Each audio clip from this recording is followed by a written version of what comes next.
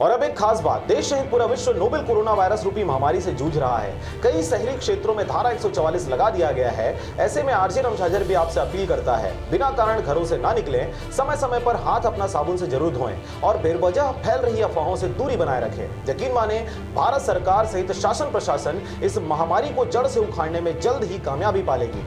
धन्यवाद।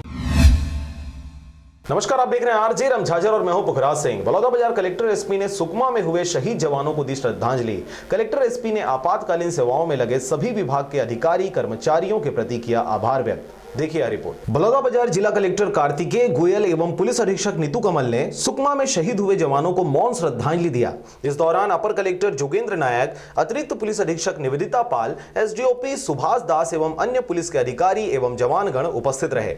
सभी ने 2 मिनट का मौन धारण कर शहीद पुलिस जवानों एवं उनके परिवारों के प्रति संवेदना प्रकट किए। गौरतलब बात है कि कल रात सुकमा के जंगलों में पुलिस और नक्सलियों के बीच में मुठभेड़ हुई थी, जिसमें पुलिस के 17 जवान शहीद हो गए थे। कलेक्टर कार्तिकेय गोयल ने इस घटना पर गहरी संवेदना व्यक्त करते हुए कहा, यह बेहद दुखद घटना है। जिस प्रकार से हम 17 जवानों को खोए हैं, यह समाज का ही क्षति है जिसकी भरपाई कभी नहीं किया जा सकता। इसके साथ ही धारा 144 के पालन एवं कोरोना वायरस की लड़ाई में लगे सभी आपातकालीन विभाग जैसे स्वास्थ्य विभाग, पुलिस विभाग, राजस्व, नगरीय प्रशासन, पंचायत, मीडिया आदि के कर्मचारियों एवं अधिकारियों के प्रति भी आभार प्रकट किया। इसके साथ ही आगे भी इसी तरह से कोरोना की लड़ाई पर आप सबका सहयोग मिलता रहे, यह उन्होंने अपील किया। जिला पुलिस अधीक्षक नीतू कमल ने भी अपने 17 पुलिस जवानों को खोने के प्रति शोक प्रकट किया। उनके साथ ही पुलिस जवानों के प्रति आभार व्यक्त करते हुए उन्होंने कहा कि आप सभी के मेहनत से जिला में धारा 144 का परिपालन बहुत ही अच्छी तरह से किया जा रहा है। निश्चित ही आगे भी आप सभी का सहयोग ऐसा ही मिलता रहेगा। बलौदाबाजार से मनहरन बंजारी की रिपोर्ट, आरजे रमझाझर।